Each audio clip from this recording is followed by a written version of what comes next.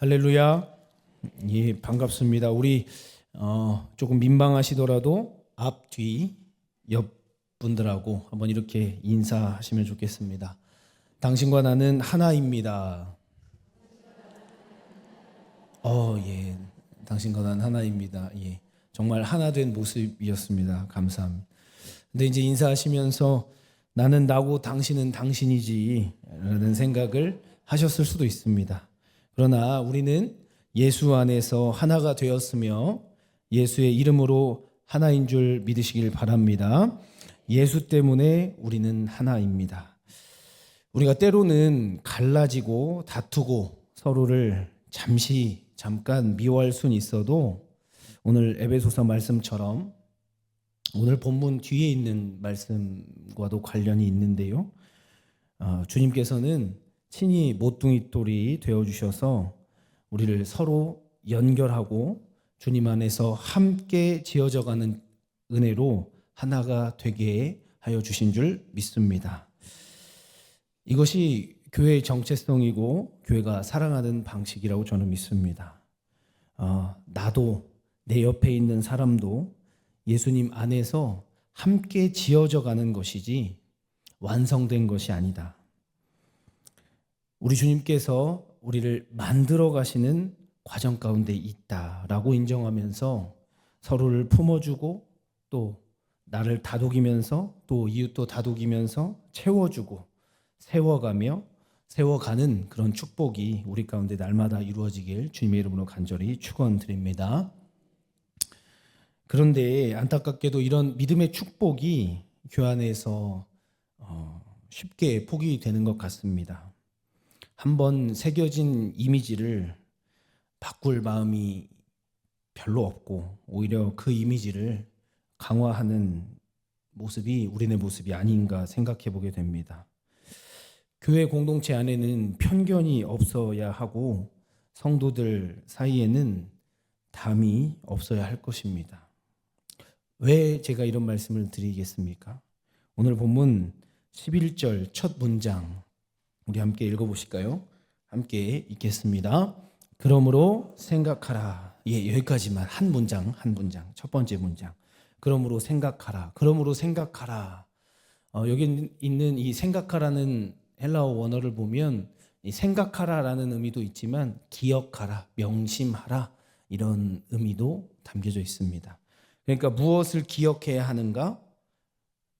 이게 11절 이하에 있는 11절 앞에 나온 이야기들을 기억하라고 하는 것인지 아니면 이제부터 할 얘기를 기억하라고 하는지 그거는 두 가지 해석을 다 할 수 있습니다.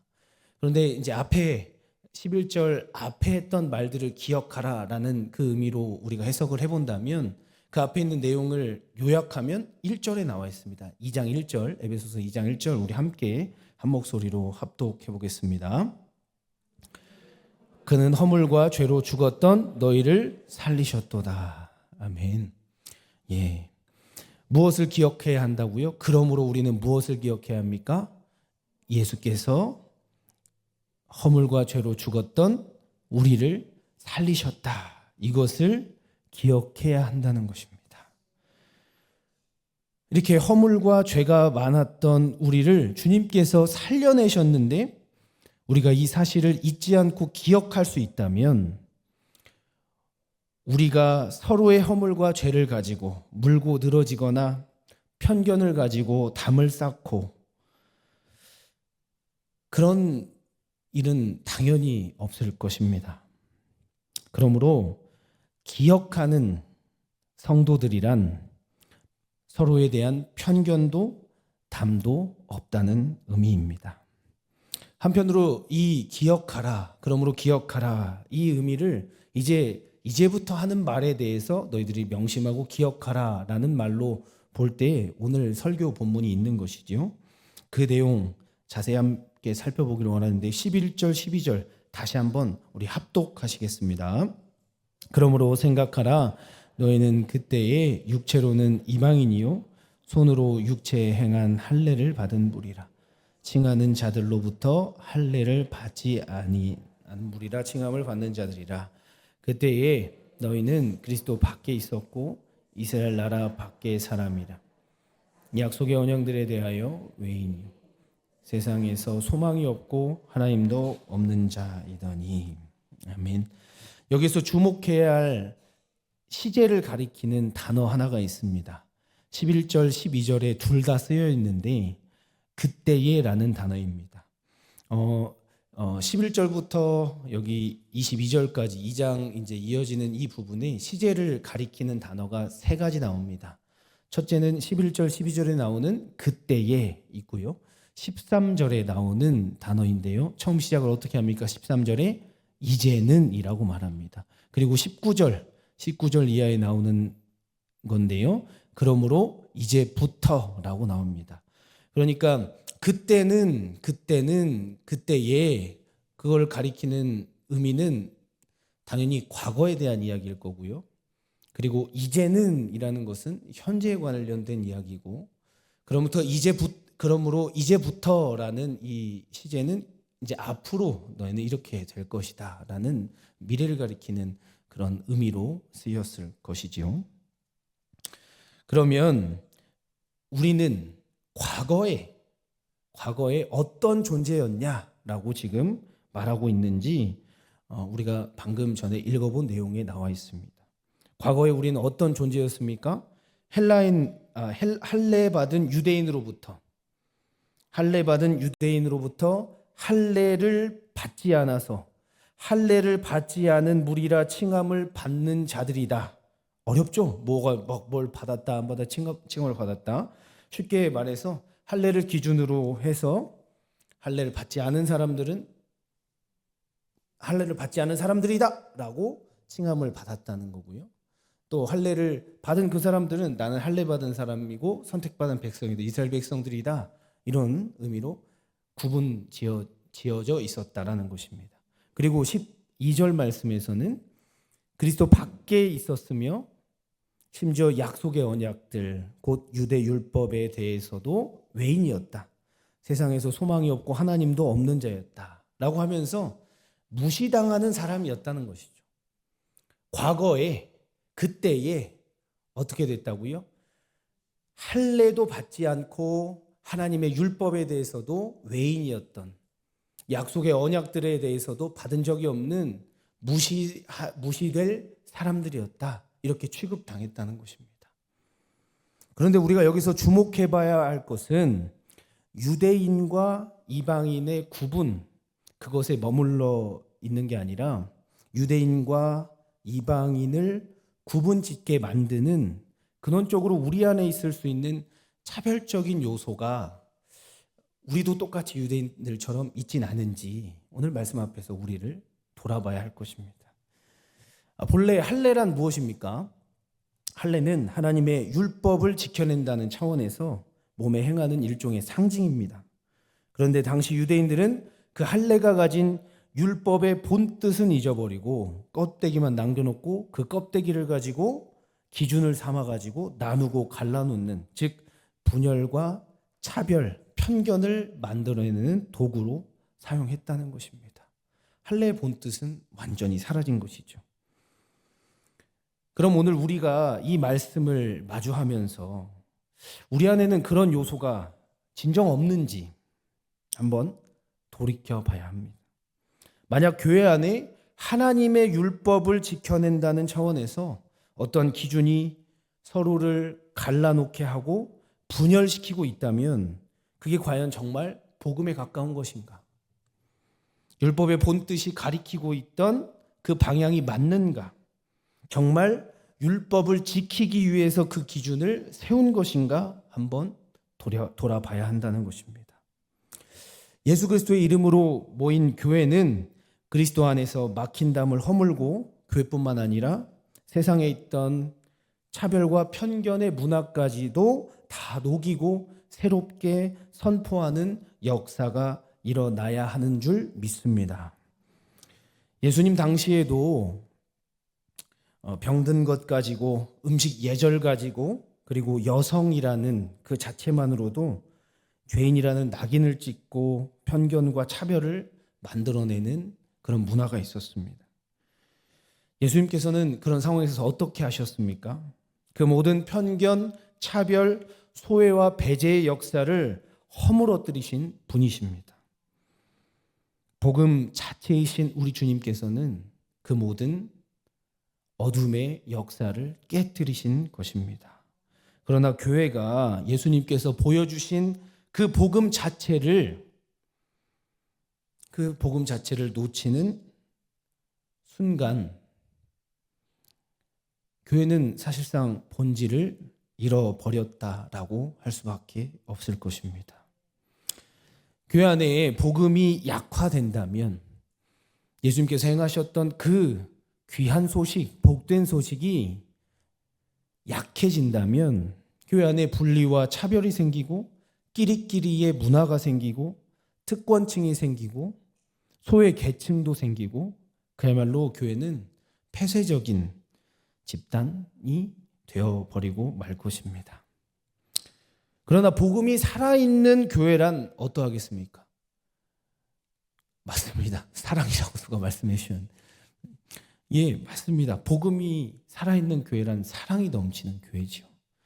서로를 환대하고 세상 안에서 어떤 이유로든 차별을 경험했던 그 사람이라도 교회 안에 와서는 포용되어지고 서로를 안아주고 서로를 세워주고 그런 따뜻함이 살아있는 우리 주님께서 이루신 오늘 성경에 나온 본문의 내용처럼 화평이 있는 교회가 바로 복음이 살아있는 교회라고 저는 믿습니다.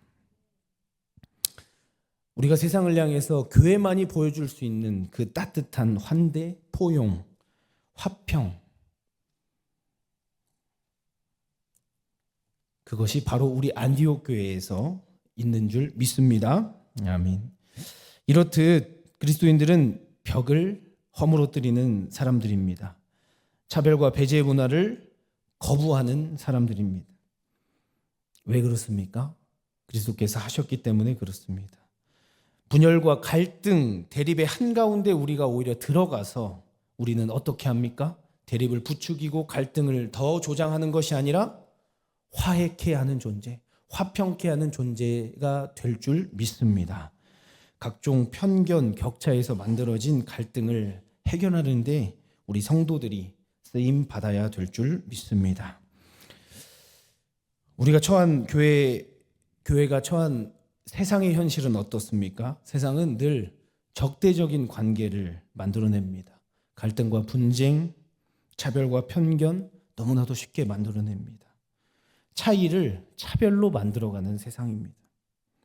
차이를 가지고 보이지 않는 순위를 그리고 보이지 않는 등급을 매기고 계층을 나누며 계급을 만들어냅니다. 외모, 성적, 돈 그 모든 것들이 다 등급과 순위로 이어지고 계층과 계급은 소외와 배제, 차별이라는 결과로 이어집니다. 차이에 대해 이 세상이 얼마나 아주 자연스럽게 차별로 만들어내는지 제 경우를 들어서 한번 말씀드려보고자 합니다. 저도 어렸을 땐 제가 이상한 사람인 줄 알았습니다. 이 부분에서 웃으실 줄 알았는데 아무도 안 웃으시네요. 이상한 사람이라고 다들 끄덕끄덕이는 것 같아요. 평범하게 살고 싶어도 이름부터 이미 평범하지 않았습니다.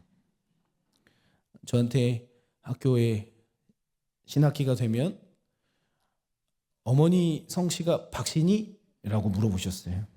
네, 맞습니다. 어머니 성씨 박씨세요. 라고 말씀드렸어요. 뭐 이름부터 그래서 그랬던지 그리고 어렸을 때부터 덩치도 크고 키도 크고 이게 이제 중학교 2학년 때 키와 덩치였습니다. 지금 제가 100kg 조금 넘었다가 지금 한 5kg 빼가지고 95kg 됐는데 그때는 거의 100kg였어요. 그러니까 얼마나 무섭겠어요. 예. 그렇게 항상 튀는 존재였습니다. 저는 가만히 있어도 친구들 사이에 어떤 존재였을까요? 무서운 존재. 그리고 선생님들께서도 저를 함부로 대하지 않으셨습니다. 키 크고 덩치 큰 것은 차이잖아요. 다름이잖아요. 그런데 우리 선생님들께서는 덩치 크고 키가 크다고 우유 급식 바구니를 나르는 담당을 시키셨어요. 그리고 넌 항상 조심해야 한다. 위압감이나 친구들이 공포를 느낄 수 있으니까 항상 조심하라라고까지 말씀하셨어요. 지금은 웃으시지만 저도 이제 웃으면서 말씀드릴 수 있지만 그 당시 어린 초등학생 때 저는 제가 나는 이상한가? 난 좀 특이한가? 이런 생각할 수 있지 않겠습니까? 물론 틀린 말씀이 하나도 아니었지만 지금 생각해 보면 사실 그것이 차별이 아니었나 이런 생각도 해보게 됩니다. 그래서 저는 이제 성장 과정 중에 제 자신을 항상 특이하다, 이상하다 이렇게까지 생각했습니다. 특히 짧게 독일에서 유학 생활할 때 이제 뭐 당연히 동양인으로서는 좀 특이하고요. 그 상황 가운데 그러면서 이제 그런 생각을 참 많이 했었습니다. 난 참 튀는 인생을 지금도 살고 있구나 이런 생각을 해봤었습니다. 기억은 정확히 나진 않는데요. 그 순간 지금은 돌아가신 제 스승님께서 제게 해주셨던 말씀이 문득 떠오른 적이 있습니다. 숲속에 있는 저 나무들을 한번 봐라. 저 나무들 단 하나도 같지 않다. 라는 말씀을 하셨었습니다. 깨달음을 주시려고 하셨던 이제 제 신학교 스승님이셨는데요. 아, 그렇구나. 내가 특이한 게 아니다. 내가 특별히 차이가 나는 게 아니고 나는 스페셜한 거고 나는 유니크한 거야. 즉, 이 나무들도 다 소중하게 하나하나 하나님께서 다 다르게 창조하신 것처럼 나도 다 그렇게 소중하고 귀중하게 다 다르게 창조하신 존재구나라는 그런 깨달음이 있었습니다. 그런데 세상은 이 차이를 두고 너무나도 아쉽게 안타깝게도 차별을 만들어냅니다. 여러분, 왜 예수님께서 모든 편견과 차별, 소외와 배제의 역사의 담을 허물으셨겠습니까? 예수님께서는 하나님의 말씀을 믿으셨던 분입니다. 우리 하나님의 본뜻, 창조의 본래 모습은 하나님께서 창조하신 것을 보시면서 좋다 하신 그것을 우리 예수님께서는 믿으셨던 것이죠. 감히 피조물인 사람이 어찌 하나님께서 좋다 하시는 걸 나쁘다 할 수 있겠냐라는 그런 겸손의 고백이 바로 예수님의 고백이셨던 것이고 예수님의 삶이셨던 것입니다.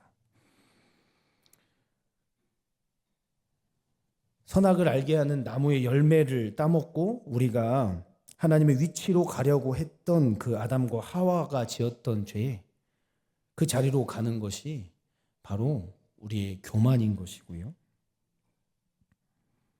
그래서 우리가 그것을 통해 다시 한번 깨닫는 것은 선악의 분별은 하나님만 하실 수 있는 것이다 라는 것입니다. 이렇듯 복음은 우리로 하여금 겸손으로 나아가게 만듭니다. 평가자의 위치로 가는 것, 그리고 갈라놓고 미워하며 분열하고 차별하며 계층을 만들어내고 계급을 만들어내는 그런 삶으로 나아가지 않게 한다는 것입니다. 복음은 교만의 자리가 아니라 그래서 겸손의 자리로 나아가게 한다는 것입니다. 하나님께서 우리를 향해서 참 좋다고 하시는데 우리가 감히 하나님의 말씀을 거역하고 정면으로 반박하며 하나님, 저는 이 사람이 안 좋아 보여요 라고 말할 수 있겠습니까? 그것은 교만입니다. 누군가 그러시더라고요. 어떤 사람은 맞는 말만 한다고 틀린 말이 하나도 없다고. 그런데 그 사람이 참 매정해요. 사랑이 없어요. 자비가 없어요. 교만해요. 옳고 그름으로 분열을 조장해요. 대립을 부추깁니다. 그러나 여러분, 옳은 말 하는 것보다 더 중요한 것은 복음을 전해야 하는 것입니다.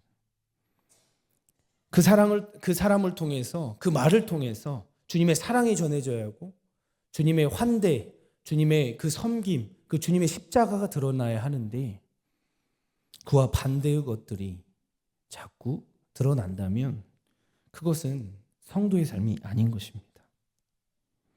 복음이란 무엇입니까?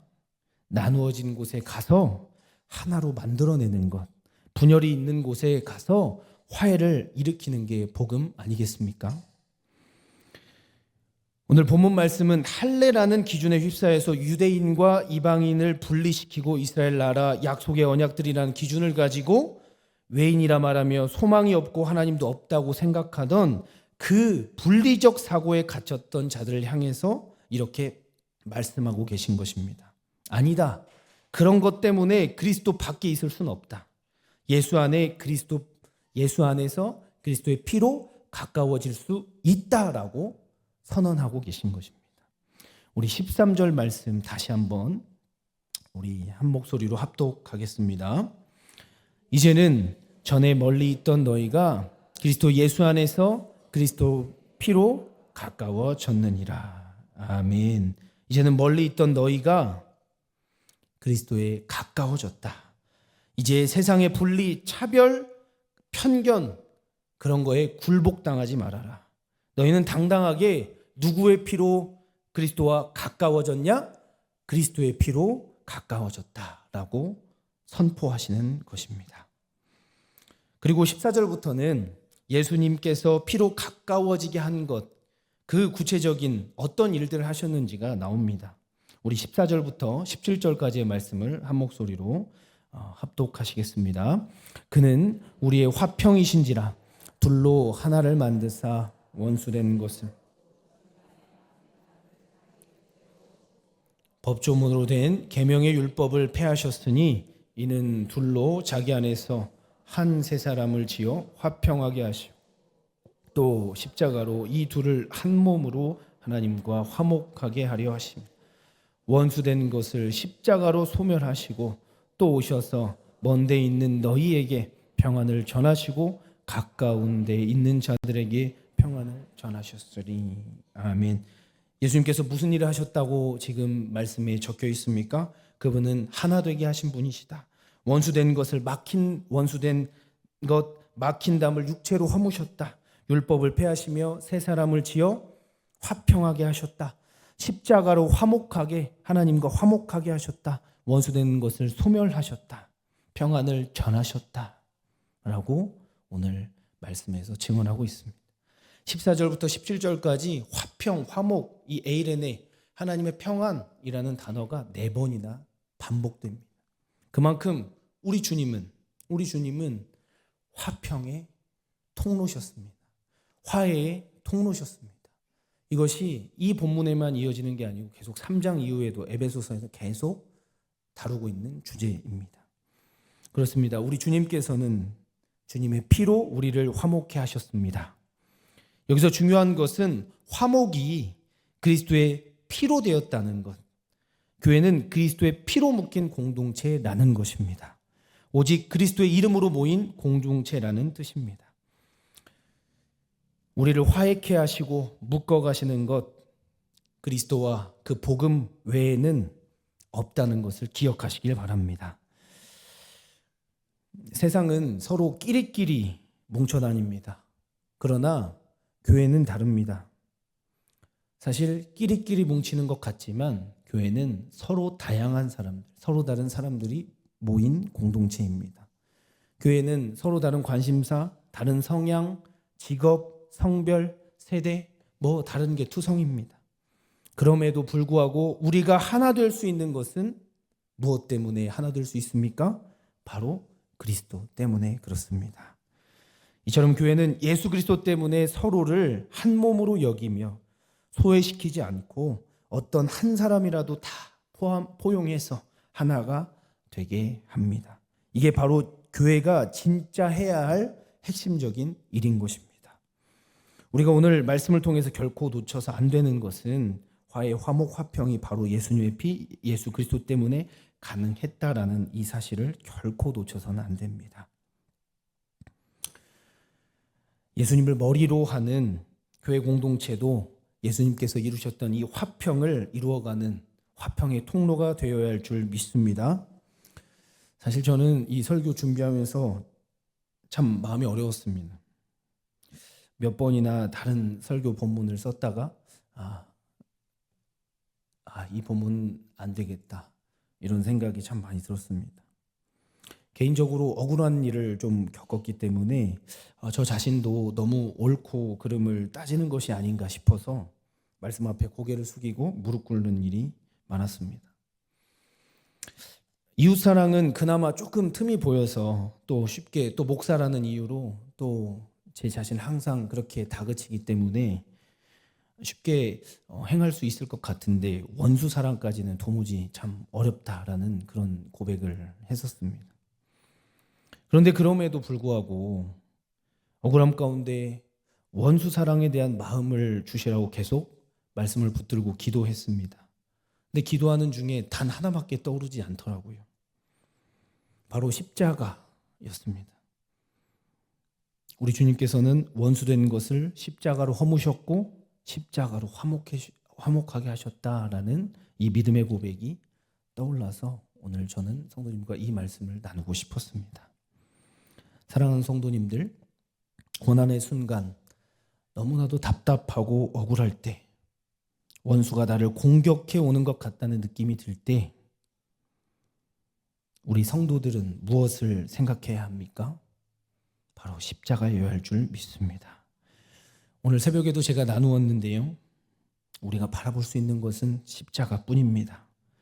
그런데 그것이 잘 생각해 보니까 축복이더라고요.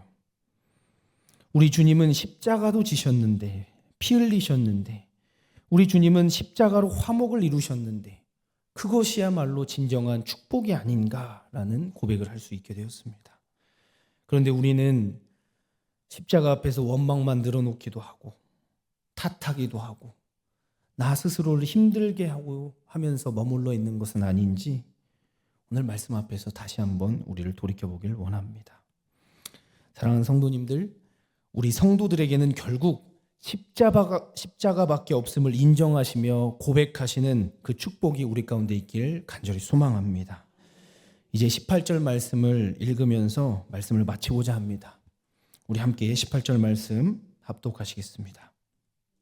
이는 그로 말미암아 우리 둘이 한 성령 안에서 아버지께 나아감을 얻게 하려 하심이라. 아멘. 그런데 더 놀라운 것은요, 십자가가 끝이 아니었습니다. 십자가는 통로였던 것입니다. 십자가는 우리를 아버지께로 나아가게 하는 그야말로 축복의 통로라는 것입니다.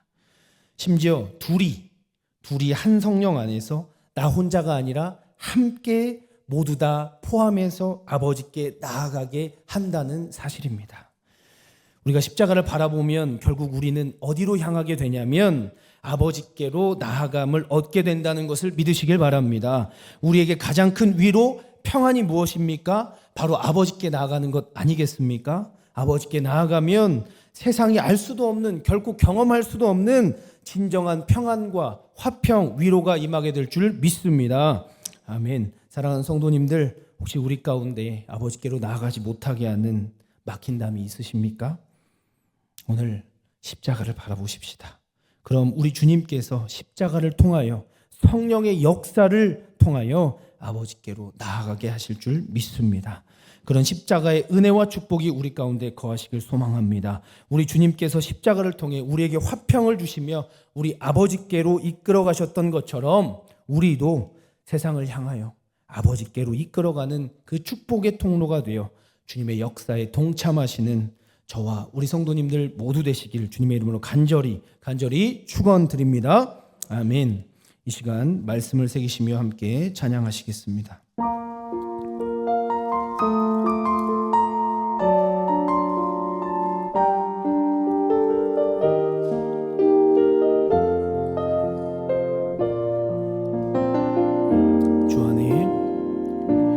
주 안에 우린 하나, 모습은 달라도 예수님 한 분만 바라네. 사랑과 선행으로 서로를 격려해 따스함으로 보듬어가리.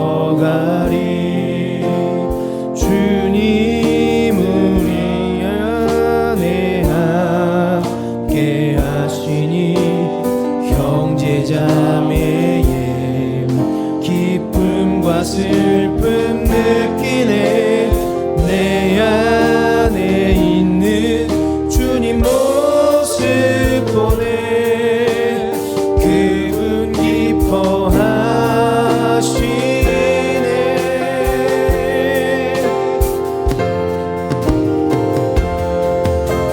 주님 우리를 통해 계획하시니 부족한 입술로 찬양하게 하시니. 주님 우리를 통해 계획하시니 너를 통해 하실 일 기대. 이 시간 함께 말씀을 새기시면서 함께 기도하기를 원합니다. 주님, 우리 안에 주님께서 이루어 가실 그 사랑의 역사, 환대, 포용이 넘치게 하여 주시옵소서. 십자가를 의지하여 주님의 이름 안에서 하나가 되게 하시며 세상을 향하여서도 분열과 갈등, 소외와 배제의 문화의 담을 허물게 하며 화해케 하는 자로 우리를 사용하여 주시고 화평의 통로가 되게 하여 주시옵소서. 성령 안에서 우리가 아버지께로 나아감을 얻게 하여 주시옵소서 하시면서 이 시간 주님 이름 간절히 한번 부르시며 합심하여 기도하겠습니다.